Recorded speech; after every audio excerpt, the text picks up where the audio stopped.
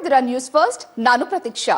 ಪ್ರತಿದಿನ ನಮ್ಮ ಜೀವನದಲ್ಲಿ ನಮಗಿರುವಂತಹ ಕೆಲಸದ ಒತ್ತಡ, ನಮ್ಮ ಲೈಫ್ ಸ್ಟೈಲ್ ಹಾಗೂ ನಾವು ಸೇವಿಸುವಂತಹ ಆಹಾರ ನಮ್ಮ ದೇಹದ ಆರೋಗ್ಯದ ಮೇಲೆ ಸಾಕಷ್ಟು ಪರಿಣಾಮವನ್ನ ಬೀರುತ್ತೆ. ಅದೆಲ್ಲದರ ಪರಿಣಾಮ ನಾವು ಹಲವು ಆರೋಗ್ಯ ಸಮಸ್ಯೆಗಳಿಗೆ ತುತ್ತಾಗ್ತೀವಿ. ಅಂತಹ ಆರೋಗ್ಯ ಸಮಸ್ಯೆಗಳಿಗೆ ಉತ್ತರ ಹುಡುಕುವ ಕಾರ್ಯಕ್ರಮವೇ health centre.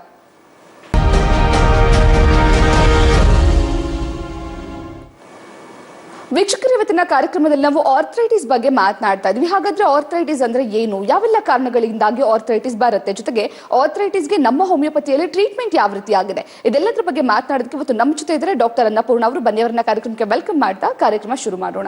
Doctor, welcome to the show. ನಮಸ್ತೆ, ಥ್ಯಾಂಕ್ ಯು. ಸಾಮಾನ್ಯವಾಗಿ ಆರ್ಥರೈಟಿಸ್ ಅತಿ ಹೆಚ್ಚು ಸಮಯ ನಿಂತ್ಕೊಂಡು ಕೆಲಸ ಮಾಡೋರಲ್ಲಾಗಿರ್ಬೋದು, ಫ್ರೀಕ್ವೆಂಟ್ ಆಗಿ ಕುತ್ಕೊಂಡು ಕೆಲಸ ಮಾಡೋರಲ್ಲಾಗಿರ್ಬೋದು, ಆರ್ಥರೈಟಿಸ್ ಸಮಸ್ಯೆ ಕಾಣಿಸ್ಕೊಳ್ಳುತ್ತೆ. ಮೊದಲಿಗೆ ಆರ್ಥರೈಟಿಸ್ ಅಂದ್ರೆ ಏನು? ಸೊ ಆರ್ಥರೈಟಿಸ್ ಅಂತ ಅಂದರೆ ಈ ಒಂದು ಜಾಯಿಂಟ್ಸ್ ಅಂತ ಏನು ಕರಿತೀವಿ, ಆ ಒಂದು ಜಾಯಿಂಟ್ಸ್ನಲ್ಲಿ ಯಾವಾಗ ಉರಿ, ಊತ ಮತ್ತು ನೋವು, ಸವಿಯುವಿಕೆ ಯಾವಾಗ ಉಂಟಾಗುತ್ತೆ ಅದನ್ನು ನಾವು ಆರ್ಥರೈಟಿಸ್ ಅಂತ ಹೇಳ್ತೀವಿ. ಸೊ ಈ ಒಂದು ಆರ್ಥರೈಟಿಸ್ ಸಮಸ್ಯೆ ಯೂಶಲ್ ಆಗಿ ನೀವು ಹೇಳಿದಂಗೆ ಏಜ್ ರಿಲೇಟೆಡ್ ಆಗಿರ್ಬೋದು, ಅಥವಾ ಬದಲಾದ ಜೀವನ ಶೈಲಿ ಆಗಿರ್ಬೋದು, ಆಹಾರದಲ್ಲಿ ಅಪೌಷ್ಟಿಕತೆ ಕೊರತೆ ಆಗಿರ್ಬೋದು, ಇದೆಲ್ಲ ಒಂದು ಕಾರಣದಿಂದ ಏನಾಗ್ತದೆ, ದಿನದಿಂದ ದಿನಕ್ಕೆ ಈ ಒಂದು ಆರ್ಥರೈಟಿಸ್ ಇಂದ ಸಫರ್ ಆಗುವಂತಹವರ ಸಂಖ್ಯೆ ಜಾಸ್ತಿ ಆಗ್ತದೆ ಅಂತ ಹೇಳ್ಬೋದು. ಇನ್ನು ಭಾರತದಲ್ಲಿ 180 ಮಿಲಿಯನ್ ಜನ ಈ ಒಂದು ಆರ್ಥರೈಟಿಸ್ ಸಮಸ್ಯೆಯಿಂದ ಸಫರ್ ಆಗ್ತಾ ಇದ್ದಾರೆ. ಮತ್ತು ಈ ಆರ್ಥರೈಟಿಸ್ಗೆ ಎಕ್ಸಾಕ್ಟ್ ಕಾಸ್ ಇದೆ ಅಂತ ಹೇಳಲಿಕ್ಕೆ ಬರೋದಿಲ್ಲ. ಹಲವಾರು ಒಂದು ಟ್ರಿಗರಿಂಗ್ ಫ್ಯಾಕ್ಟರ್ಸ್ ನಾವು ಹೇಳ್ತಾ ಹೋಗ್ಬೋದು, ಅಥವಾ ಪ್ರಾಬಬಲ್ ಕಾಸಸ್ನ ನಾವು ಹೇಳ್ತಾ ಹೋಗ್ಬೋದು. ಅದರಲ್ಲಿ ನಾವು ಸ್ಟಾರ್ಟಿಂಗಲ್ಲಿ ಹೇಳುವಂಥದ್ದು ಅಥವಾ ಪ್ರಮುಖವಾಗಿ ನೋಡುವಂಥದ್ದು ಲೈಫ್ ಸ್ಟೈಲ್ ಚೇಂಜಸ್, ಅಂದರೆ ಒಬೇಸಿಟಿ ಆಗಿರ್ಬೋದು, ಅಥವಾ ಕಂಟಿನ್ಯೂಸ್ ಆಗಿ ನಿಂತ್ಕೊಂಡು ಕೆಲಸ ಮಾಡ್ತಾರೆ, ಅಥವಾ ಸೇಮ್ ಪೊಸಿಷನಲ್ಲಿ ಕೂತ್ಕೊಂಡು ಕೆಲಸ ಮಾಡುವಂಥದ್ದಾಗಿರ್ಬೋದು, ಅಥವಾ ಆಹಾರದಲ್ಲಿ ಕ್ಯಾಲ್ಸಿಯಂ ಕೊರತೆ ಆಗಿರ್ಬೋದು, ಅಥವಾ ಎಷ್ಟೊಂದು ನೆಸೆಸರಿ ನ್ಯೂಟ್ರಿಯೆಂಟ್ಸ್ ಕೊರತೆ ಆಗಿರ್ಬೋದು, ಇದೆಲ್ಲ ಕಾರಣ ಆಗ್ತದೆ ಅಂತ ಹೇಳ್ಬೋದು. ಇನ್ನು ಡಾಕ್ಟರ್, ಈ ಆರ್ಥರೈಟಿಸ್ ನೀವು ಹೇಳಿದಾಗೆ ಜಾಯಿಂಟ್ಸ್ ಪೇನ್ ಆಗಿರ್ಬೋದು, ಇತ್ತೀಚಿನ ದಿನಗಳಲ್ಲಿ ಈ ಟ್ರಾಫಿಕ್ ಜಾಮ್, ಬೆಂಗಳೂರಲ್ಲಿ ಟ್ರಾಫಿಕ್ ಜಾಸ್ತಿ ಆಗಿರೋದ್ರೆ ಟೂ ವೀಲರ್ ಓಡಿಸೋರ ಸಂಖ್ಯೆ ಕೂಡ ಜಾಸ್ತಿ ಆಗಿದೆ. ಸಾಮಾನ್ಯವಾಗಿ ಅವ್ರಿಗೂ ಕೂಡ ಜಾಯಿಂಟ್ಸ್ ಪೇನ್ ಬರುತ್ತೆ. ಸೊ ಹಾಗಾಗಿ ಕಾಣಿಸ್ಕೊಳ್ಳುವಂತಹ ಎಲ್ಲ ಜಾಯಿಂಟ್ಸ್ ಪೇನ್ ಅನ್ನು ನಾವು ಆರ್ಥರೈಟಿಸ್ ಅಂತ ಹೇಳಬಹುದಾ? ಓಕೆ, ಸೊ ಆರ್ಥರೈಟಿಸ್ ಅಲ್ಲೂ ಹಲವಾರು ವಿಧ ಇದೆ ಅಂತ ಹೇಳ್ಬೋದು. ಸೊ ಅದರಲ್ಲಿ 100 ಟೈಪ್ಸ್ ಆಫ್ ಆರ್ಥರೈಟಿಸ್ ಇದೆ ಅಂತ ಹೇಳ್ಬೋದು. ಅದರಲ್ಲಿ ನಾವು ಪ್ರಮುಖವಾಗಿ ನೋಡುವಂಥದ್ದು ಮೋನೋ ಆರ್ಥರೈಟಿಸ್ ಅಂತ ಹೇಳ್ತೀವಿ, ಅಥವಾ ಪಾಲಿ ಆರ್ಥರೈಟಿಸ್ ಆಗಿ ನಾವು ವಿಂಗಡಣೆ ಮಾಡುವಂಥದ್ದು.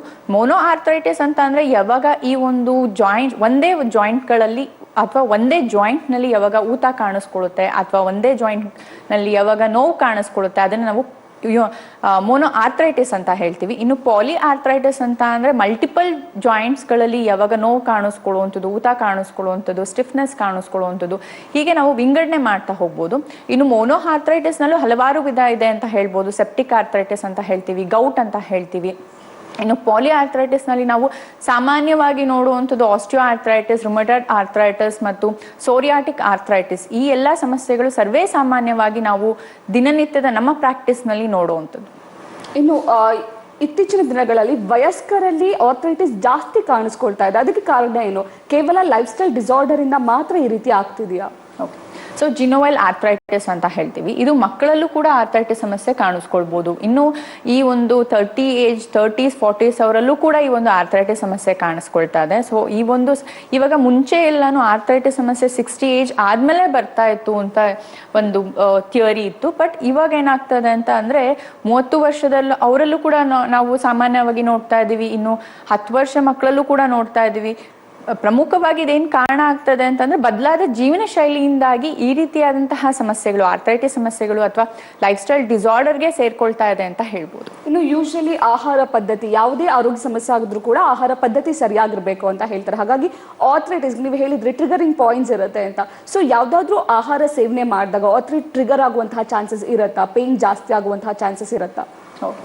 ಸೊ ರುಮಟಾಯ್ಡ್ ಆರ್ಥರೈಟಿಸ್ನಲ್ಲಿ ಹೇಳ್ತಾರೆ, ಕೆಲವೊಂದು ಪೇಷಂಟ್ ನಮಗೆ ಅವರ ಒಂದು ಎಕ್ಸ್ಪೀರಿಯನ್ಸ್ನ ಶೇರ್ ಮಾಡುವಂಥದ್ದು. ಸೊ ಅವರು ಹೇಳ್ತಾರೆ, ಕೆಲವೊಂದ್ಸರಿ ನನಗೆ ಆಲೂಗಡ್ಡೆ ತಿಂದರೆ ಜಾಸ್ತಿ ಆಗುತ್ತೆ, ಅಥವಾ ನಾವು ಬರೀ ಏನು ಕಂಟಿನ್ಯೂಸ್ ಆಗಿ ಅನ್ನ ತಿಂತಂದ್ರೆ ನಮ್ಮ ವೆಯ್ಟ್ ಜಾಸ್ತಿ ಆಗ್ತದೆ. ವೆಯ್ಟ್ ಜಾಸ್ತಿ ಯಾವಾಗ ಆಗುತ್ತೆ ಅದರಿಂದ ನಮಗೆ ನೋವು ಕಾಣಿಸ್ಕೊಳ್ತಾ ಇದೆ ಅಂತ ಹೇಳ್ತಾರೆ. ಸೊ ಖಂಡಿತವಾಗ್ಲೂ ಈ ಫುಡ್ ತಿನ್ನೋದ್ರಿಂದ ಆರ್ಥರೈಟಿಸ್ ಸಮಸ್ಯೆ ಜಾಸ್ತಿ ಆಗೋದಿಲ್ಲ. ಸೊ ಆದರೆ ಯಾವ ಒಂದು ಆಹಾರದಿಂದ ಈ ಒಂದು ಆರ್ಥರೈಟಿಸ್ ಸಮಸ್ಯೆನ ಕಮ್ಮಿ ಮಾಡ್ಕೊಳ್ಬೋದು ಅಂತ ಅವರು ತಿಳ್ಕೊಳ್ಬೇಕಾಗುತ್ತೆ. ಸೊ ಕ್ಯಾಲ್ಸಿಯಂ ಯುಕ್ತ ಆಹಾರನ ಚೆನ್ನಾಗಿ ಸೇವನೆ ಮಾಡಬೇಕಾಗುತ್ತೆ, ವಿಟಮಿನ್ B12 ಸೇವನೆ ಮಾಡಬೇಕಾಗುತ್ತೆ, ಮತ್ತು ಮಲ್ಟಿ ಮಿನರಲ್ಸ್ ಮತ್ತು ವೈಟಮಿನ್ಸ್ ಯುಕ್ತ ಆಹಾರನ ಯಾವಾಗ ಸೇವನೆ ಮಾಡ್ತಾರೆ ಅಂದರೆ ಸೊಪ್ಪು ತರಕಾರಿ ಆಗಿರ್ಬೋದು, ಅಥವಾ ಬೇಳೆ ಕಾಳುಗಳಾಗಿರ್ಬೋದು, ಅಥವಾ ಆಂಟಿ ಆಕ್ಸಿಡೆಂಟ್ ರಿಚ್ ಫುಡ್ ಅಂತ ಹೇಳ್ತೀವಿ. ಸೊ ಆರೆಂಜಿಶ್ ಮತ್ತೆ ರೆಡ್ ಫ್ರೂಟ್ಸ್ ಅಂಡ್ ವೆಜಿಟೇಬಲ್ಸ್ ನಲ್ಲಿ ಸಿಗುತ್ತೆ. ಇದರಿಂದ ಯಾವಾಗ ಏನಾಗುತ್ತೆ, ಒಳಗಡೆ ಆಗ್ತಾ ಇರುವಂತಹ ಒಂದು ಡಿಜನರೇಟಿವ್ ಚೇಂಜಸ್ ಆಗಿರ್ಬೋದು ಅಥವಾ ಇನ್ಫ್ಲಮೇಟರಿ ಚೇಂಜಸ್ ಏನಾಗ್ತಾ ಇದೆ ಅದನ್ನ ನಾವು ಅವಾಯ್ಡ್ ಮಾಡ್ತಾ ಬರ್ಬೋದು. ಮತ್ತೆ ಅದರಿಂದ ಏನೋ ಅವ್ರಿಗೆ ನೋವು ಕಾಣಿಸ್ಕೊಳ್ತಾ ಇದೆ, ಉರಿ ಕಾಣಿಸ್ಕೊಳ್ತಾ ಇದೆ ಅಥವಾ ಸ್ಟಿಫ್ನೆಸ್ ಕಾಣಿಸ್ಕೊಳ್ತಾ ಇದೆ, ಕ್ರಮೇಣವಾಗಿ ಕಮ್ಮಿ ಆಗ್ತಾ ಬರುತ್ತೆ. ಇನ್ನು ಆರ್ಥ್ರೈಟಿಸ್ ಅಲ್ಲಿ ಎಷ್ಟು ಟೈಪ್ಸ್ ಆಫ್ ಆರ್ಥ್ರೈಟಿಸ್ ಇದೆ, ಜೊತೆಗೆ ಆರ್ಥ್ರೈಟಿಸ್ ನ ಸಿಂಪ್ಟಮ್ಸ್ ಯಾವ ರೀತಿಯಾಗಿರುತ್ತೆ? ಓಕೆ, ಸೊ ಸಾಮಾನ್ಯವಾಗಿ ನಾವು ನೋಡುವಂಥದ್ದು ಆಸ್ಟಿಯೋ ಆರ್ಥರೈಟಿಸ್ ಮತ್ತು rheumatoid arthritis. So osteo arthritis ಅಂತ ಅಂದರೆ ಈ ಒಂದು ಜಾಯಿಂಟ್ಸ್ಗಳಲ್ಲಿ ಯಾವಾಗ ಡಿಜನರೇಟಿವ್ ಚೇಂಜಸ್ ಕಾಣಿಸ್ತಾ ಹೋಗುತ್ತೆ, ಅಂದರೆ ಈ ಒಂದು ಜಾಯಿಂಟ್ಸ್ ಒಳಭಾಗದಲ್ಲಿ ಏನಿರುತ್ತೆ ಸೈನೋವಿಯಲ್ ಫ್ಲೂಯಿಡ್ ಇರುವಂಥದ್ದು. ಆ ಸೈನೋವಿಯಲ್ ಫ್ಲೂಯಿಡ್ ಏನು ಮಾಡುತ್ತೆ, ಒಂದು ಲುಬ್ರಿಗೇಷನ್ ಆಗಿ ಆ್ಯಕ್ಟ್ ಮಾಡ್ತಾ ಇರುತ್ತೆ, ಅಂದರೆ ನಮ್ಮ ಚಲನವಲನಕ್ಕೆ ಒಂದು ಸಹಾಯ ಮಾಡುವಂಥದ್ದು. ಈ ಒಂದು ಚಲನವಲನಕ್ಕೆ ಸಹಾಯ ಮಾಡುವಂತಹ ಒಂದು ಕಾರ್ಟಿಲೇಜ್ ಅಂತ ಏನು ನಾವು ಕರಿತೀವಿ, ಆ ಒಂದು ಅಂದರೆ ಆಂಟಿ ಫ್ರಿಕ್ಷನ್ ಆಗಿ ನಮಗೆ ಫ್ರಿಕ್ಷನ್ ಜಾಸ್ತಿ ಆಗದಂತೆ ಒಂದು ತಡೆಗಟ್ಟಿಗೆ ಇರುವಂತಹ ಒಂದು ಕಾರ್ಟಿಲೇಜ್ ಯಾವಾಗ ಅಲ್ಲಿ ಡಿಜನರೇಟಿವ್ ಚೇಂಜಸ್ ಆಗ್ತಾ ಇದೆ ಅದನ್ನು ನಾವು ಆಸ್ಟಿಯೋ ಆರ್ಥರೈಟಿಸ್ ಅಂತ ಹೇಳ್ತೀವಿ. ಸೊ ಯೂಶಲ್ ಆಗಿ ಮೇನ್ ನಾವು ಇದಕ್ಕೆ ನೋಡುವಂಥದ್ದು ಏಜ್ ರಿಲೇಟೆಡ್ ಅಂತ ಹೇಳ್ತೀವಿ, ಅಂದರೆ 60 ಏಜ್ ಆದಮೇಲೆ ಈ ಒಂದು ಆಸ್ಟಿಯೋ ಆರ್ಥರೈಟಿಸ್ ಸಾಮಾನ್ಯವಾಗಿ ನಾವು ನೋಡುವಂಥದ್ದು. So that is because of the degenerative changes. ಮತ್ತು ಸ್ಟ್ರೆಸ್ ಜಾಯಿಂಟ್ಸ್ಗೆ ಅಂದರೆ ಈ ಒಂದು ಸ್ಟ್ರೆಸ್ ಯಾವಾಗ ಜಾಸ್ತಿ ಆಗುತ್ತೆ, ಅಂದರೆ ದೈಹಿಕ ಒತ್ತಡ ಆಗಿರ್ಬೋದು ಅಥವಾ ಮಾನಸಿಕ ಒತ್ತಡ ಆಗಿರ್ಬೋದು, ಅದರಿಂದನೂ ಕೂಡ ಈ ಒಂದು ಆಸ್ಟಿಯೋ ಆರ್ಥರೈಟಿಸ್ ಸಮಸ್ಯೆ ಜಾಸ್ತಿ ಆಗುವಂತಹ ಸಾಧ್ಯತೆ ಇರುತ್ತೆ. ಸೊ ಈ ಒಂದು ಆಸ್ಟಿಯೋ ಆರ್ಥರೈಟಿಸ್ ಅಲ್ಲಿ ಏನಾಗುತ್ತೆ ಅಂದರೆ ಒಬೇಸಿಟಿ ಕೂಡ ಒಂದು ಕಾರಣ ಆಗುತ್ತೆ. ಅಂದರೆ ದೇಹದ ತೂಕ ಯಾವಾಗ ನಮ್ಮ ನೀ ಜಾಯಿಂಟ್ಸ್ಗಳು ಹೊರಬೇಕಾಗತ್ತೆ, ಯಾವಾಗ ದೇಹದ ತೂಕ ಜಾಸ್ತಿ ಆಗುತ್ತೆ ಅವಾಗ ಏನಾಗುತ್ತೆ, ಈ ವೆಯ್ಟ್ ಬೇರಿಂಗ್ ಜಾಯಿಂಟ್ಸ್ ಮೇಲೆಲ್ಲ ಒತ್ತಡ ಬೀಳ್ತಾ ಹೋಗುತ್ತೆ. ಯಾವಾಗ ಈ ಒತ್ತಡ ಜಾಸ್ತಿ ಆಗ್ತಾ ಹೋಯ್ತು, ಸೊ ಇದರಿಂದ ಆಸ್ಟಿಯೋ ಆರ್ಥರೈಟಿಸ್ ಸಮಸ್ಯೆ ಜಾಸ್ತಿ ಆಗುತ್ತೆ ಅಂತ ಹೇಳ್ಬೋದು. ಮತ್ತು ತುಂಬ ಫಿಸಿಕಲ್ ಆಕ್ಟಿವಿಟಿ ಯಾರು ಮಾಡ್ತಾರೆ ಅವರಲ್ಲಿ ಈ ಒಂದು ಆಸ್ಟಿಯೋ ಆರ್ಥರೈಟಿಸ್ ಸಮಸ್ಯೆ ಕಾಣಿಸುವಂತಹ ಸಾಧ್ಯತೆ ಜಾಸ್ತಿ ಇರುತ್ತೆ. ಮತ್ತು ಇದರ ರೋಗ ಲಕ್ಷಣಗಳು ಹೇಳ್ತಾ ಹೋದ್ರೆ ಇದು ಲಾರ್ಜ್ ಬಗ್ಗೆ ಮಾತನಾಡ್ತೀನಿ. ಸೋಮಣ್ಣ ಅಂತ KR ನಗರದಿಂದ ಕರೆ ಮಾಡಿದ್ದಾರೆ. ನಮಸ್ತೆ ಸರ್. ನಮಸ್ತೆ, ನಾವು ಸೋಮಣ್ಣ ಅಂತ. ಡಾಕ್ಟರ್ ಜೊತೆಗೆ ಮಾತನಾಡಿ ಸರ್. ನಮಸ್ತೆ. ನಮಸ್ತೆ ಅಮ್ಮ, ನಾನು ಸೋಮಣ್ಣ ಅಂತ ಕ್ಯಾನರ್ದಿಂದ. ಹೇಳಿ. ನಿಮ್ಮ ಹೋಮಿಯೋಪತಿಯಲ್ಲಿ ಮೈಸೂರಲ್ಲಿ ಟ್ರೀಟ್ಮೆಂಟ್ ತಗೊಂಡೆ, ಚಿಚ್ಚಡಿಯರ್ ಅಂತ ಹೋಮಿಯೋಪತಿ ಐತಲ್ಲ. ಓಕೆ. 13 ತಿಂಗಳು ಟ್ರೀಟ್ಮೆಂಟ್ ಕೊಟ್ರು ನನ್ಗೆ ಈ ಕಾಲು ಊದ್ಕೊಳ್ಳೋದಕ್ಕೆ ಅಂತ. ಅದು ಏನು ಪ್ರಾಬ್ಲಮ್ ಹೆಂಗಿತ್ತು ಹಂಗೆ ಇತ್ತು 13 ತಿಂಗಳ ಗಂಟ. 13,000 ರೂಪಾಯಿ ದುಡ್ಡು ಕಟ್ಟಿಸ್ಕೊಂಡ್ರು ಒಂದೇ ಸರಿ. 13 ತಿಂಗಳ ಗಂಟ ಮೆಡಿಸಿನ್ ಕೊಟ್ರು, ಗುಣ ಆಗ್ಲಿಲ್ಲ. ಆಮೇಲೆ ನನ್ ಮಾಹಿತಿದ್ದು ಪುಸ್ತಕ ಕೊಡಿ ಅಂದ್ರೆ ಕೊಡ್ತಾ ಇಲ್ಲ. ಟ್ರೀಟ್ಮೆಂಟ್ ಎಲ್ಲ ಮುಗಿದೈತೆ, ಇನ್ನೇನ್ ಬೇಡ. ನಾನು KR ಹಾಸ್ಪಿಟಲ್ ಅಲ್ಲಿ ಹೋಮಿಯೋಪತಿ ಐತೆ, KR ಹಾಸ್ಪಿಟಲ್ ಫ್ರೀ ಆಗಿ ಕೊಡ್ತಾರೆ ಮೆಡಿಸನ್ ಅವ್ರೆ. ಸೊ ಖಂಡಿತವಾಗ್ಲೂ ಅವ್ರು ಯಾವುದೇ ರೀತಿಯಾದಂತಹ ಕಂಪ್ಲೇಂಟ್ಸ್ ಆಗಿರ್ಬೋದು, ಅವ್ರ ಕನ್ಸರ್ನ್ಸ್ ಆಗಿರ್ಬೋದು, ನಮ್ಮ ಹೆಡ್ ಆಫೀಸ್ಗೆ ಅವಾಗ ಕಾಲ್ ಮಾಡ್ತಾರೆ. ಸೊ ಖಂಡಿತವಾಗ್ಲೂ ಅವ್ರ ಎಲ್ಲ ಸಮಸ್ಯೆಗೂ ಒಂದು ಪರಿಹಾರ ಸಿಗುತ್ತೆ ಅಂತ ಹೇಳ್ಬೋದು. ಎಸ್ ಡಾಕ್ಟರ್, ಆಗಲಿ ಸಿಂಪ್ಟಮ್ಸ್ ಬಗ್ಗೆ ಹೇಳ್ತಾ ಇದ್ರೆ ಅದ್ರ ಬಗ್ಗೆ ಹೇಳೋದಾದ್ರೆ. ಓಕೆ. ಸೊ ಸಿಂಪ್ಟಮ್ಸ್ ಅಂತ ಅಂದ್ರೆ ಆಸ್ಟಿಯೋ ಆರ್ಥರೈಟಿಸ್ನಲ್ಲಿ ಏನಾಗುತ್ತೆ ಅಂತ ಅಂದ್ರೆ ಈ ಒಂದು ಜಾಯಿಂಟ್ಸ್ಗಳಲ್ಲಿ ಪೇನ್ ಜಾಸ್ತಿ ಉಂಟಾಗುತ್ತೆ, ಅಥವಾ ವೆಯ್ಟ್ ಬೇರಿಂಗ್ ಜಾಯಿಂಟ್ಸ್ನಲ್ಲಿ ಜಾಸ್ತಿ ಊತ ಕಾಣಿಸ್ಕೊಳ್ಬೋದು, ಅಥವಾ ನಡೆಯುವಾಗ ಒಂದು ಟೆಂಡರ್ನೆಸ್ ಅಥವಾ ಈ ಒಂದು ಗ್ರೇಟಿಂಗ್ ಸೆನ್ಸೇಷನ್ ಅಂತ ಹೇಳ್ತೀವಿ, ಅಂದ್ರೆ ಈ ಒಂದು ಸೌಂಡ್ ಕೇಳಿಸ್ತಾ ಹೋಗುತ್ತೆ, ಕ್ರಿಪಿಟಸ್ ಅಂತ ಹೇಳ್ತೀವಿ. ಪೇಷಂಟ್ಸ್ ಹೇಳ್ತಾರೆ ಅಂದರೆ ಮೆಟ್ಲತ್ತಲಿಕ್ಕೆ ಕಷ್ಟ ಆಗ್ತಾ ಇದೆ, ಮತ್ತು ನಡೆಯುವಾಗ ಕಷ್ಟ ಆಗ್ತದೆ, ಸ್ವಲ್ಪ ದೂರ ನಡೆದ್ರೂ ಕೂಡ ನಮಗೆ ಕಾಲು ತುಂಬ ನೋವಾಗ್ತಾ ಇದೆ, ಮತ್ತು ಬೆಳಗ್ಗೆ ಮುಂಚೆ ಅಷ್ಟು ನಾವು ಇವಾಗ ಆಕ್ಟಿವ್ ಆಗಿರೋಕೆ ಆಗ್ತಾ ಇಲ್ಲ, ಸೊ ಅಷ್ಟು ಟೆಂಡರ್ನೆಸ್ ಆಗ್ತಾ ಇದೆ, ಅಷ್ಟು ಪೇನ್ ಕಾಣಿಸ್ಕೊಳ್ತಾ ಇದೆ ಅಂತ ಹೇಳ್ತಾರೆ. ಸೊ ಇದು ಪ್ರಮುಖವಾಗಿ ನಾವು ನೋಡುವಂಥದ್ದು ಈ ಒಂದು ಆಸ್ಟಿಯೋ ಆರ್ಥರೈಟಿಸ್ ಅಲ್ಲಿ. ಆಸ್ಟಿಯೋ ಆರ್ಥರೈಟಿಸ್ ಅಲ್ಲಿ ಏನಾಗುತ್ತೆ ಅಂತಂದ್ರೆ ಮೇನ್ ಜಾಯಿಂಟ್ಸ್ಗಳಂತಂದ್ರೆ ನೀ ಜಾಯಿಂಟ್ಸ್ಗೆ ಮತ್ತು ವೆಯ್ಟ್ ಬಿಯರಿಂಗ್ ಜಾಯಿಂಟ್ಸ್ ಅಂತ ಏನು ಹೇಳ್ತೀವಿ, ಈ ಜಾಯಿಂಟ್ಸ್ಗೆ ಅದು ಅಫೆಕ್ಟ್ ಮಾಡುವಂಥದ್ದು. ಇನ್ನು ರುಮಟಾಯ್ಡ್ ಆರ್ಥರೈಟಿಸ್ ಅಂತ ಇನ್ನೊಂದು ಬಗೆಯ ಆರ್ಥರೈಟಿಸ್. ಸೊ ಇದರಲ್ಲಿ ಏನಾಗುತ್ತೆ ಅಂತಂದ್ರೆ ಇನ್ಫ್ಲಮೇಟರಿ ಚೇಂಜಸ್ ಯಾವಾಗ ಈ ಒಂದು ಸೈನೋವಿಯಲ್ ಫ್ಲೂಯಿಡ್ ಅಲ್ಲಿ ಆಗುತ್ತೆ ಅಥವಾ ಈ ಒಂದು ಸೈನೋವಿಯಲ್ ಮೆಂಬ್ರೇನ್ ನಲ್ಲಿ ಆಗುವಂತಹ ಕಾರಣ ಏನಾಗುತ್ತೆ, ಒಂದು ಬೋನ್ ಎರೋಷನ್ ಆಗ್ತಾ ಹೋಗುತ್ತೆ, ಒಳಗಡೆ ಇರುವಂತಹ ಬೋನ್ ಏನಾಗುತ್ತೆ ಅಲ್ಲಿ ಕೊರಿಯುವಿಕೆ ಉಂಟಾಗುತ್ತೆ. ಸೊ ಇದರಿಂದ ಏನಾಗುತ್ತೆ, ಯೂಶಲ್ ಆಗಿ ಈ ರೀತಿಯಾದಂತಹ ರುಮಟಾಯ್ಡ್ ಆರ್ಥರೈಟಿಸ್ನ ನಾವು ನೋಡುವಂಥದ್ದು ಯಂಗಸ್ಟ್ರಲ್ಲಿ ಜಾಸ್ತಿ ನೋಡ್ತೀವಿ. 30 ರಿಂದ 60 ವಯಸ್ಸಿನಲ್ಲಿ ಇರುವಂತಹ ಒಂದು ಮಹಿಳೆಯರಲ್ಲಿ ಜಾಸ್ತಿ ನೋಡ್ತೀವಿ ಅಂತ ಹೇಳ್ಬೋದು. ಮತ್ತು ವಂಶ ಪಾರಂಪರ್ಯವಾಗೂ ಬರುವಂತಹ ಸಾಧ್ಯತೆ ಇರುತ್ತೆ. ಅಂದರೆ ತಂದೆ ತಾಯಿಗೆ ಇದ್ರೆ ಅವರ ನೆಕ್ಸ್ಟ್ ಜನರೇಷನ್ ಅವ್ರಿಗೆ ಈ ಒಂದು ಆರ್ಥ್ರೈಟಿಸ್ ಬರುವಂತಹ ಸಾಧ್ಯತೆ ಇರುತ್ತೆ. ಮತ್ತು ಇದರಲ್ಲಿ ಯೂಶಲ್ ಆಗಿ ಹೇಳುವಂಥದ್ದು ಖಂಡಿತವಾಗ್ಲೂ ಲೈಫ್ ಸ್ಟೈಲ್ ಚೇಂಜಸ್ ಯಾವಾಗ ಆಗ್ತಾ ಇರುತ್ತೆ ಅಂದರೆ ಸ್ಟ್ರೆಸ್ ಆಗಿರ್ಬೋದು, ಅಥವಾ ಓವರ್ ವೆಯ್ಟ್ ಆಗಿರ್ಬೋದು, ಅಥವಾ ಸ್ಮೋಕಿಂಗ್ ಆಗಿರ್ಬೋದು, ಆಲ್ಕೋಹಾಲ್ ಆಗಿರ್ಬೋದು, ಇದೆಲ್ಲ ಟ್ರಿಗರಿಂಗ್ ಫ್ಯಾಕ್ಟರ್ಸ್ ಆಗುತ್ತೆ ಅಂತ ಹೇಳ್ಬೋದು. ಇದರ ಜೊತೆಗೆ ಈಸ್ಟ್ರೋಜನ್ ಲೆವೆಲ್ ಯಾವಾಗ ಕಮ್ಮಿ ಆಗುತ್ತೆ ಅದು ಕೂಡ ಈ ಒಂದು ರುಮಟೆಡ್ ಆರ್ಥ್ರೈಟಿಸ್ಗೆ ಒಂದು ಕಾರಣ ಆಗುತ್ತೆ ಅಂತ ಹೇಳ್ಬೋದು. ಮತ್ತು ವಿಟಮಿನ್ ಡಿ ಡಿಫಿಷಿಯನ್ಸಿ ಕೂಡ ಒಂದು ಕಾರಣ ಆಗುತ್ತೆ ಅಂತ ಹೇಳ್ಬೋದು. ಮತ್ತು ಇದರಲ್ಲಿ ಒಂದು ಯಾವ ರೀತಿಯಾದಂತಹ ಪೇಯ್ನ್ ಇರುತ್ತೆ ಅಂತ ಅಂದರೆ ಯೂಶಲಾಗಿ ಸ್ಟಿಫ್ನೆಸ್ ಜಾಸ್ತಿ ಇರುತ್ತೆ. ಸ್ಮಾಲ್ ಜಾಯಿಂಟ್ಸ್ಗೆ ಎಫೆಕ್ಟ್ ಮಾಡುವಂಥದ್ದು, ಅಂದರೆ ಫಿಂಗರ್ ಜಾಯಿಂಟ್ಸ್ಗೆ, ಅಂದರೆ ಏನು ಕೈಯಲ್ಲಿ ಏನು ಇಟ್ಕೊಳ್ಳೋಕೆ ಆಗೋದಿಲ್ಲ, ಕೈ ಮರ್ಚಲಿಕ್ಕೆ ಆಗೋದಿಲ್ಲ, ಲೋಟ ಇಟ್ಕೊಳ್ಳಿಕ್ಕೆ ಆಗೋದಿಲ್ಲ ಅಂತ ಹೇಳ್ತಾರೆ. ಮತ್ತು ಇದರ ಜೊತೆಗೆ ಯೂಶಲಾಗಿ ಹೇಳುವಂಥದ್ದು ಊತ ಜಾಸ್ತಿ ಕಾಣಿಸ್ಕೊಳ್ತಾ ಇದೆ, ಜಾಯಿಂಟ್ಸ್ನಲ್ಲಿ ಊತ ಕಾಣಿಸ್ತಾ ಇದೆ, ತುಂಬ ಪೇನ್ ಕಾಣಿಸ್ತಾ ಇದೆ, ಮತ್ತು ರೆಡ್ನೆಸ್ ಕಾಣಿಸ್ತಾ ಇದೆ, ಅಥವಾ ಆ ಭಾಗ ಎಲ್ಲ ತುಂಬ ಬಿಸಿ ಆಗ್ತಾ ಇದೆ, ಬಿಸಿಯಾದ ಅನುಭವ ಆಗ್ತಾ ಇದೆ ಅಂತ ಹೇಳ್ತಾರೆ. ಸೊ ಯೂಶಲ್ ಆಗಿ ಈ ಒಂದು ಆರ್ಥ್ರೈಟಿಸ್, ರುಮಟೆಡ್ ಆರ್ಥ್ರೈಟಿಸ್ನಲ್ಲಿ ಅರ್ಲಿ ಮಾರ್ನಿಂಗ್ ಸ್ಟಿಫ್ನೆಸ್ ಇರುತ್ತೆ ಅಂತ ಹೇಳ್ಬೋದು. ಅಂದರೆ ಬೆಳಗ್ಗೆ ಎದ್ದಿದ ತಕ್ಷಣ ಒಂದು 15 ಮಿನಿಟ್ಸ್ ಅವ್ರಿಗೆ ಫುಲ್ ಬಾಡಿ ಸ್ಟಿಫ್ ಆಗಿರುತ್ತೆ. ಸೊ ಅವ್ರು ಮೂಮೆಂಟ್ ಮಾಡ್ಲಿಕ್ಕೆ ಆಗೋದಿಲ್ಲ.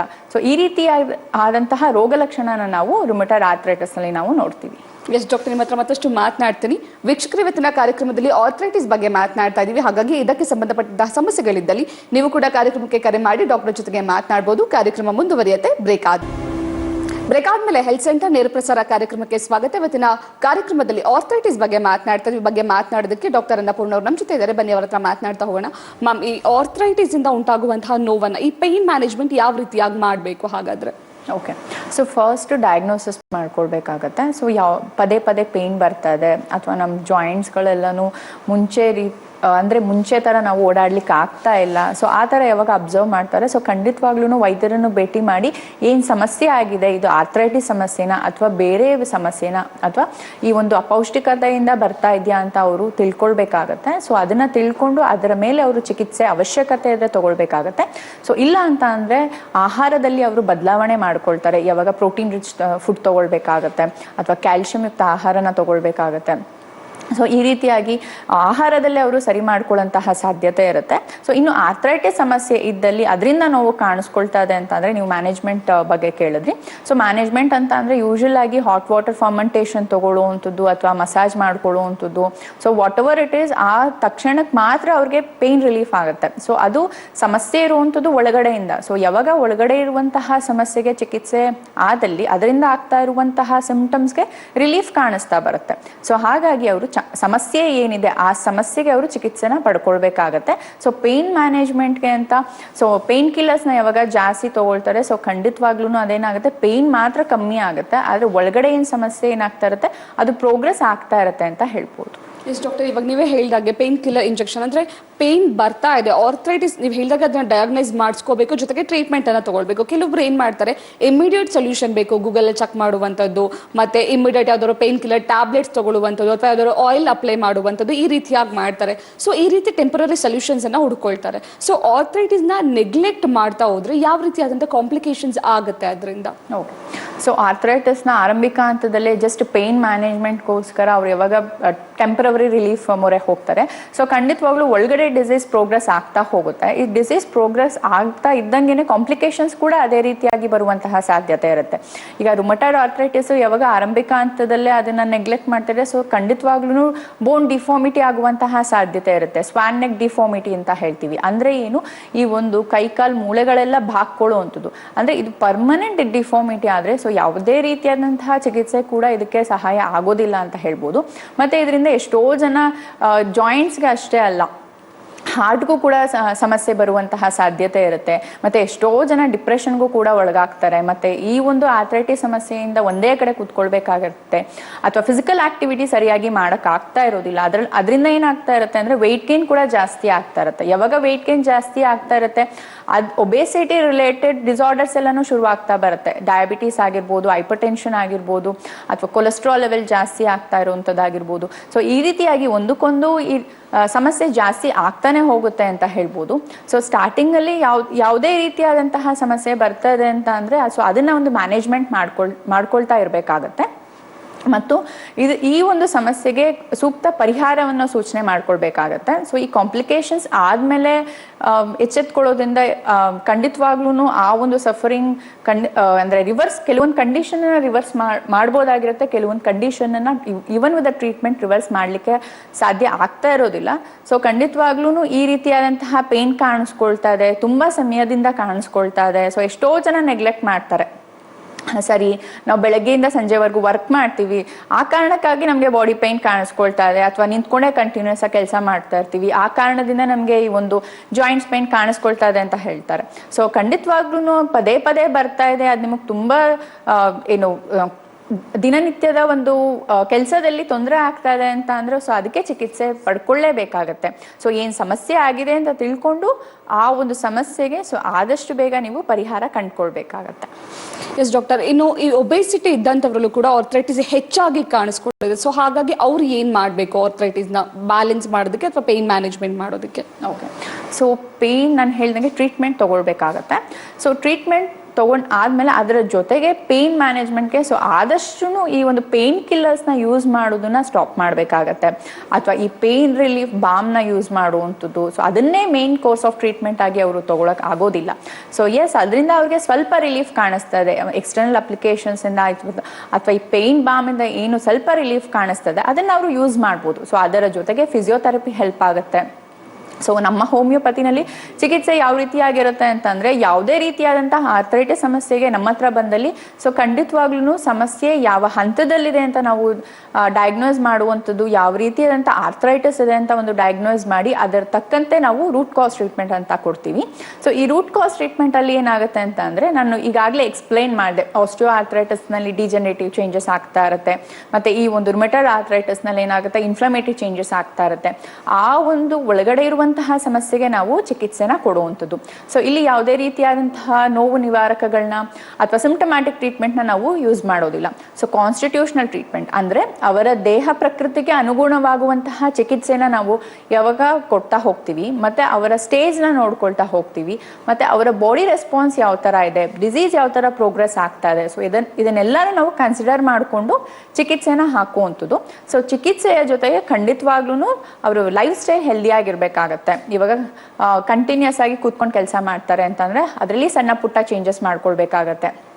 ಮತ್ತು ದೇಹದ ತೂಕ ಜಾಸ್ತಿ ಆಗಿದೆ ಅಂತಂದರೆ ಸೊ ಖಂಡಿತವಾಗ್ಲೂ ಆ ಒಂದು ದೇಹದ ತೂಕನ ಅವ್ರು ಕಮ್ಮಿ ಮಾಡ್ಕೊಳ್ಬೇಕಾಗತ್ತೆ. ಸೊ ಹೇಳ್ತಾರೆ ನಮಗೆ ಓಡಾಡಲಿಕ್ಕೆ ಆಗೋದಿಲ್ಲ, ಓಡಾಡಿದ್ರೇ ಅಲ್ವಾ ನಾವು ವೆಯ್ಟ್ ಲಾಸ್ ಮಾಡ್ಕೊಳ್ಳೋ ಅಂತ. ಸೊ ಖಂಡಿತವಾಗ್ಲೂ ಪೇಯ್ನ್ ಯಾವಾಗ ರಿಲೀಫ್ ಆಗ್ತದೆ ಸೊ ಸ್ವಲ್ಪ ಸ್ವಲ್ಪ ಆ್ಯಕ್ಟಿವ್ ಆಗಿ ಇರಬೇಕಾಗತ್ತೆ. ಅದರ ಜೊತೆಗೆ ಆಹಾರ, ಸೊ ಆಹಾರದಲ್ಲಿ ಪ್ರೋಟೀನ್ ಯುಕ್ತ ಆಹಾರ ಆಗಿರ್ಬೋದು, ಅಥವಾ ವೈಟಮಿನ್ B12 ಆಹಾರ ಆಗಿರ್ಬೋದು, ಸೊಪ್ಪು ತರಕಾರಿ ಮತ್ತು ಬೇಳೆ ಕಾಳುಗಳನ್ನ ಚೆನ್ನಾಗಿ ಸೇವನೆ ಮಾಡಬೇಕಾಗತ್ತೆ, ಮಿಲ್ಕ್ ಪ್ರಾಡಕ್ಟ್ಸ್ನ ಸೇವನೆ ಮಾಡಬೇಕಾಗತ್ತೆ. ಸೊ ಆದಷ್ಟು ಫ್ಯಾಟಿ ಫುಡ್ನ ಅವಾಯ್ಡ್ ಮಾಡಬೇಕಾಗತ್ತೆ, ಹೆಲ್ದಿ ಫ್ಯಾಟ್ನ ತೊಗೊಳ್ಬೇಕಾಗತ್ತೆ. ಸೊ ಈ ರೀತಿಯಾಗಿ ಫೈಬರ್ ರಿಚ್ ಫುಡ್ನ ಸೇವನೆ ಮಾಡಬೇಕಾಗತ್ತೆ. ಸೊ ಈ ರೀತಿಯಾಗಿ ಆಹಾರದಲ್ಲಿ ಯಾವಾಗ ಪೌಷ್ಟಿಕತೆ ಅಂಶನ ಜಾಸ್ತಿ ಮಾಡ್ತಾ ಹೋಗ್ತಾರೆ ಸೊ ಅದು ಟ್ರೀಟ್ಮೆಂಟ್ಗೂ ಕೂಡ ಸಹಾಯ ಆಗುತ್ತೆ ಅಂತ ಹೇಳ್ಬೋದು. ಡಾಕ್ಟರ್ ರಾಣಿ ಅಂತ ಬೆಂಗಳೂರಿಂದ ಕರೆ ಮಾಡಿದ್ದಾರೆ. ನಮಸ್ತೆ ಮಾ. ನಮಸ್ತೆ. ಡಾಕ್ಟರ್ ಜೊತೆಗೆ ಮಾತನಾಡಿ. ನಮಸ್ತೆ. ಹಲೋ, ನಮಸ್ತೆ ಮ್ಯಾಮ್. ಹೇಳಿ ಮೇಡಮ್. ಕತ್ತು ನನಗೆ ಥಿಕ್ನೆಸ್ ಥರ ಅನಿಸುತ್ತೆ, ಮತ್ತೆ ಲೆಫ್ಟ್ ಹ್ಯಾಂಡ್ ಮತ್ತೆ ಕಾಲು ಅದೇ ಥರನೇ ಅನಿಸುತ್ತೆ. ಓಕೆ. ಅದು ಮೇಡಮ್ ಆರ್ಥ್ರೈಟಿಸ್ ಅಥವಾ ಫೈಬ್ರೋಮೈಸಿ ಅಂತ ಬರ್ತಲ್ಲ ಅದ ಅಂತ ಕನ್ಫರ್ಮ್ ಮಾಡ್ಕೋಬೇಕಿತ್ತು. ಆಮೇಲೆ ಬಾಡಿ ಪೇನ್ ಬರುತ್ತೆ ಮ್ಯಾಮ್. ಓಕೆ. ನಿಮ್ಮ ಏಜ್ ಎಷ್ಟು? ಮೇಡಮ್ 29. ಓಕೆ. ಏನಾದರೂ ಇನ್ವೆಸ್ಟಿಗೇಷನ್ ಮಾಡಿಸಿದ್ದೀರಾ? ಯೂರಿಕ್ ಆಸಿಡ್ ಅದೆಲ್ಲ ಮಾಡ್ಸಿದೀವಿ. ಅದು 4.7 ಇದೆ. ಓಕೆ. ಇನ್ನೇನು ಟೆಸ್ಟ್ ಮಾಡ್ತಿಲ್ಲ ಮ್ಯಾಮ್. ಓಕೆ. ಕೆಲವೊಂದು ಬ್ಲಡ್ ಇನ್ವೆಸ್ಟಿಗೇಷನ್ಸ್ನ ಮಾಡಿಸ್ಬೇಕಾಗತ್ತೆ. So whether it is arthritis ಸಮಸ್ಯೆಯಿಂದ ನಿಮಗೆ ಸ್ಟಿಫ್ನೆಸ್ ಕಾಣಿಸ್ಕೊಳ್ತಾ ಇದೆಯಾ ಅಥವಾ ಬೇರೆ ಯಾವ ರೀತಿಯಾದಂತಹ ಸಮಸ್ಯೆ ಇದೆ ಅಂತ. ಸೊ ಅದರ ಜೊತೆಗೆ ಒಂದು ಕ್ಲಿನಿಕಲ್ ಎಕ್ಸಾಮಿನೇಷನ್ ಕೂಡ ಮಾಡಬೇಕಾಗತ್ತೆ. ಸೊ ಎಕ್ಸಾಮಿನೇಷನ್ ಮಾಡಿ ನಾವು ಎಕ್ಸಾಕ್ಟಾಗಿ ನಿಮಗೆ ಡಯಾಗ್ನೋಸಿಸ್ ಮಾಡ್ಬೋದು. ನೀವು ನಮ್ಮ ಹೋಮಿಯೋಪತಿ ಶಾಖೆಗೆ ಒಂದ್ಸತಿ ಭೇಟಿ ಮಾಡಿ, ಸೊ ನಾವು ನಿಮ್ಗೆ ಏನಾಗಿದೆ ಅಂತ ಒಂದ್ಸತಿ ಎಕ್ಸಾಮಿನೇಷನ್ ಮಾಡಿ ಅದರ ಜೊತೆಗೆ ಇನ್ವೆಸ್ಟಿಗೇಷನ್ನ ಸಜೆಸ್ಟ್ ಮಾಡ್ತೀವಿ. ಅದರ ಮೇಲೆ ನಾವು ನಿಮಗೆ ಸಮಸ್ಯೆ ಏನಾಗಿದೆ ಸೊ ಅದಕ್ಕೆ ಯಾವ ರೀತಿಯಾದಂತಹ ಚಿಕಿತ್ಸೆ ಹೆಲ್ಪ್ ಆಗುತ್ತೆ ಅಂತ ನಿಮಗೆ ಸೂಚಿಸಬಹುದು. ಕಾರ್ಯಕ್ರಮಕ್ಕೆ ಕರೆ ಮಾಡಿದ್ದಕ್ಕಾಗಿ ಧನ್ಯವಾದಗಳು. ಡಾಕ್ಟರ್ ಪುಷ್ಪಾ ಅಂತ ದೇವನಹಳ್ಳಿಯಿಂದ ಕರೆ ಮಾಡಿದ್ದಾರೆ. ನಮಸ್ತೆ ಮಾ. ನಮಸ್ತೆ. ಡಾಕ್ಟರ್ ಜೊತೆಗೆ ಮಾತನಾಡಿ. ನಮಸ್ತೆ. ನಮಸ್ತೆ ಮೇಡಮ್. ಹೇಳಿ. ಮೇಡಮ್ ನಮ್ದು ಮೊನ್ಕೈನು ಮತ್ತೆ ಬೆನ್ನಲ್ಲಿ ಸೆಂಟ್ರ್ ಮೂಳೆ ನೋವು ಆಗ್ತಾ ಇದೆ. ಆಪರೇಷನ್ ಆದವಾಗಿಂದ ಈ ತೊಂದರೆ ಆಗ್ತಾ ಇದೆ ನಂಗೆ, ಬೆನ್ಮೂಳೆ ನೋವು. ಅದರಿಂದ ಏನ್ ಮಾಡ್ಬೇಕು ಗೊತ್ತಾಗ್ತಾ ಇಲ್ಲ. ಅಂದ್ರೆ ಮೂವ್ ಎಲ್ಲ ಹತ್ಕೊಂತೀನಿ. ಅಂದ್ರೆ ಪೇನ್ ಕಿಲ್ಲರ್ ಮಾತ್ರೆ ಏನ್ ನುಂಗಲ್ಲ, ನನ್ ಮಾತ್ರೆಗಳು ಅಭ್ಯಾಸ ಇಲ್ಲ. ಓಕೆ. ಮೂವ್ ಹಚ್ಕೊಂತೀನಿ ಮತ್ತೆ ಸ್ಪ್ರೇ ಮಾತ್ರ ಮಾಡ್ಕೊಂತೀನಿ ಅಷ್ಟೇನೆ. ಓಕೆ. ನಿಮ್ಮ ವಯಸ್ಸು ಎಷ್ಟು? ನಂಗೆ 33 ಆಗಿದೆ. ಓಕೆ. ಎಷ್ಟು ಸಮಯದಿಂದ ಈ ತರ ಪೇನ್ ಕಾಣಿಸ್ಕೊಳ್ತಾ ಇದೆ? ಸುಮಾರು ದಿನದಿಂದ ಇದೆ ಮೇಡಮ್ ಈ ನಡುವೆ. Okay okay. ಎಲ್ಲೂ ತೋರಿಸ್ಕೊಂಡಿಲ್ವಾ? ಗೌರ್ಮೆಂಟ್ ಹಾಸ್ಪಿಟ್ಲ್ ಹೋಗಿ ತೋರಿಸ್ಕೊಂಡ್ರಿ, ಟ್ಯಾಬ್ಲೆಟ್ ಎಲ್ಲ ಕೊಟ್ರು. ನಾನ್ ಜಾಸ್ತಿ ಟ್ಯಾಬ್ಲೆಟ್ ನುಂಗಲ್ಲ, ಅದ್ರಿಂದ 1-2 ದಿನ ನುಂಗ್ತೀನಿ. ಆಮೇಲೆ ನಂಗೆ ಇಷ್ಟ ಮಾತ್ರೆಗಳು ನುಂಗಕ್ ಇಷ್ಟ ಆಗಲ್ಲ, ಅದರಿಂದ ಹಂಗೆ ಇಟ್ಬಿಡ್ತೀನಿ. ಓಕೆ ಓಕೆ, ಸರಿ. ನೀವು ಹೇಳ್ತಾ ಇದ್ದೀರಾ ಹಾಸ್ಪಿಟಲ್ಗೆ ತೋರಿಸ್ಕೊಂಡಿದ್ದೀವಿ ಮತ್ತು ಪೇನ್ ಕಿಲ್ಲರ್ ತೊಗೊಳ್ಳಿಕ್ಕೆ ನಮಗೆ ಇಷ್ಟ ಇಲ್ಲ ಅಂತ. ಸೊ ಖಂಡಿತವಾಗ್ಲೂ ಡಯಾಗ್ನೋಸಿಸ್ ಅಂತ ಮಾಡಬೇಕಾಗತ್ತೆ. ಸೊ ನಿಮಗೆ ಜಾಯಿಂಟ್ಸ್ಗಳು ಪೇನ್ ಆಗ್ತದೆ, ನೋವಾಗ್ತದೆ, ಅದು ಪದೇ ಪದೇ ಬರ್ತಾ ಇದೆ, ತುಂಬ ಸಮಯದಿಂದ ಇದೆ ಅಂತ ಅಂದರೆ ಸೊ ಖಂಡಿತವಾಗ್ಲೂ ಇದು ಆರ್ಥ್ರೈಟಿಸ್ ಸಮಸ್ಯೆ ಇರೋ ಥರ ಇದೆ. ಸೊ ನೀವು ನಮ್ಮ ಹೋಮಿಯೋಪತಿ ಶಾಖೆಗೆ ಭೇಟಿ ಕೊಟ್ಟಲ್ಲಿ ಖಂಡಿತವಾಗ್ಲೂ ನಾವು ನಿಮಗೆ ಒಂದು ಪರೀಕ್ಷೆ ಮಾಡ್ತೀವಿ. ಅಂದರೆ ಕ್ಲಿನಿಕಲ್ ಎಕ್ಸಾಮಿನೇಷನ್ ಮಾಡಿ ನಿಮಗೆ ಯಾವ ರೀತಿಯಾದಂತಹ ಸಮಸ್ಯೆ ಇದೆ, ಏನಕ್ಕೆ ಪದೇ ಪದೇ ಪೇನ್ ಬರ್ತಾ ಇದೆ, ಸೊ ಅದನ್ನು ತಿಳ್ಕೊಂಡು ಸೊ ಖಂಡಿತವಾಗ್ಲೂ ಅದಕ್ಕೆ ಯಾವ ರೀತಿಯಾದಂತಹ ಚಿಕಿತ್ಸೆ, ಹೋಮಿಯೋಪತಿನಲ್ಲಿ ಯಾವುದೇ ರೀತಿಯಾದಂತಹ ಪೇನ್ ಕಿಲ್ಲರ್ಸ್ ಇರೋದಿಲ್ಲ. ನಿಮ್ಮ ಸಮಸ್ಯೆಗೆ ಅಂದರೆ ತಕ್ಕಂತೆ ನಾವು ಚಿಕಿತ್ಸೆ ಕೊಟ್ಕೊಳ್ತಾ ಹೋಗ್ತೀವಿ. ಕಾರ್ಯಕ್ರಮಕ್ಕೆ ಕರೆ ಮಾಡಿದ್ದಕ್ಕಾಗಿ ಧನ್ಯವಾದಗಳು ಡಾಕ್ಟರ್. ಇವತ್ತಿನ ಕಾರ್ಯಕ್ರಮಕ್ಕೆ ಬಂದು ಆರ್ಥ್ರೈಟಿಸ್ ಬಗ್ಗೆ ಸಾಕಷ್ಟು ಮಾಹಿತಿಯನ್ನು ತಿಳಿಸ್ಕೊಟ್ಟಿದ್ದಕ್ಕಾಗಿ ಧನ್ಯವಾದಗಳು. ವೀಕ್ಷಕರೇ, ನಿಮಗೂ ಕೂಡ ಆರ್ಥ್ರೈಟಿಸ್ಗೆ ಸಂಬಂಧಪಟ್ಟಂತಹ ಸಮಸ್ಯೆಗಳಿದ್ದಲ್ಲಿ ನೀವು ಕೂಡ ನಮ್ಮ ಹೋಮಿಯೋಪತಿ ಶಾಖೆಗೆ ಭೇಟಿ ನೀಡಿ ಚಿಕಿತ್ಸೆಯನ್ನು ಪಡ್ಕೊಳ್ಬಹುದು. ನಮ್ಮ ಹೋಮಿಯೋಪತಿ ಬ್ರಾಂಚಸ್ ಈ ರೀತಿಯಾಗಿದೆ: ಕರ್ನಾಟಕದಲ್ಲಿ ಬೆಂಗಳೂರು, ಮಲ್ಲೇಶ್ವರಂ, ಜಯನಗರ್, ಹುಬ್ಬಳ್ಳಿ, ಮೈಸೂರು, ದಾವಣಗೆರೆ, ಗುಲ್ಬರ್ಗಾ, ಹಾಸನ್, ಶಿವಮೊಗ್ಗ, ಹೊಸಪೇಟೆ, ಉಡುಪಿ ಹಾಗೂ ಬೆಳಗಾಮಲ್ಲಿದೆ. ಇನ್ನು ಮಹಾರಾಷ್ಟ್ರದಲ್ಲಿ ಮುಂಬೈ, ಪುಣೆ, ಕೊಲ್ಹಾಪುರ್, ನಾಗ್ಪುರ್, ಔರಂಗಾಬಾದ್, ನಾಸಿಕ್, ಸೋಲ್ಪುರ್, ನಾಂದೇದಲ್ಲಿದೆ. ಹಾಗಾಗಿ ನಿಮಗೂ ಕೂಡ ಆರ್ಥ್ರೈಟಿಸ್ಗೆ ಸಂಬಂಧಪಟ್ಟಂತಹ ಸಮಸ್ಯೆಗಳಿದ್ದಲ್ಲಿ ನೀವು ಕೂಡ ಈ ಬ್ರಾಂಚಸ್ಗೆ ಭೇಟಿ ನೀಡಿ ಚಿಕಿತ್ಸೆಯನ್ನು ಪಡೆದುಕೊಳ್ಬಹುದು. ಇದಾಗಿತ್ತು ಇವತ್ತಿನ ಹೆಲ್ತ್ ಸೆಂಟರ್. ಕ್ಷಣ ಕ್ಷಣದ ಮಾಹಿತಿಗಾಗಿ ನೋಡ್ತಾ ಇರಿ ನ್ಯೂಸ್ ಫಸ್ಟ್, ಪ್ರತಿ ಕ್ಷಣ ನಿಮ್ಮೊಂದಿಗೆ.